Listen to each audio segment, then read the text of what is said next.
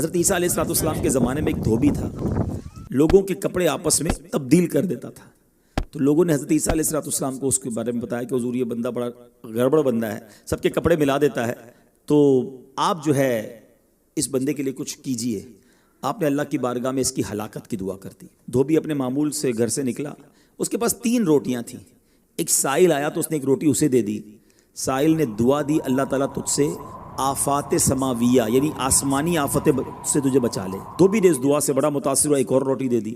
اس پر اس سائل نے دعا کی کہ اللہ تعالیٰ تجھے جملہ آفتوں سے محفوظ رکھے۔ اس نے تیسری روٹی بھی دے دی۔ اس سائل نے دعا کی اللہ تعالیٰ تجھے توبہ کی بھی توفیق عطا فرمائے۔ اب ایک بڑا سانپ جو ہے اس کی گٹھڑی میں داخل ہو چکا تھا، کیونکہ اب اس کی ہلاکت کی دعا ہو گئی تھی۔ اس سانپ کی گویا قدرتی یہ ڈیوٹی لگائی گئی تھی کہ اس دھوبی کو کاٹنا ہے۔ جب دھوبی کپڑے لینے کے ارادے سے اس نے گٹھڑی کے اندر ہاتھ ڈالا تو فرشتے نے اس سانپ کو لوہے کی ایک لگام ڈال دی اور وہ دھوبی سلامتی کے ساتھ واپس آ گیا۔ دھوبی کو پتہ ہی نہیں چلا کیا ہوا ہے۔ لوگوں نے حضرت عیسیٰ علیہ السلام سے عرض کی کہ اے روح اللہ، دھوبی تو صحیح سلامت واپس آ گیا، آپ نے تو اس کی ہلاکت کی دعا کی تھی، آپ تو اللہ کے نبی ہیں۔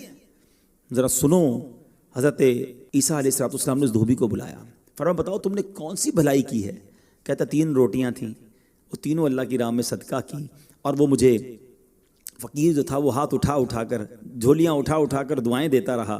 تو آپ علیہ السلام نے اس سانپ سے پوچھا کہ تم نے اسے قتل کیوں نہیں کیا؟ تو سانپ نے عرض کی اے اللہ کے نبی، اللہ عز و جل نے آپ کی دعا قبول فرما لی تھی اور مجھے اس کو ہلاک کرنے کے لیے بھیجا تھا۔ جب اس دھوبی نے سائل کو صدقہ دیا تو ایک فرشتے نے آ کر مجھے لوہے کی لگام ڈال دی۔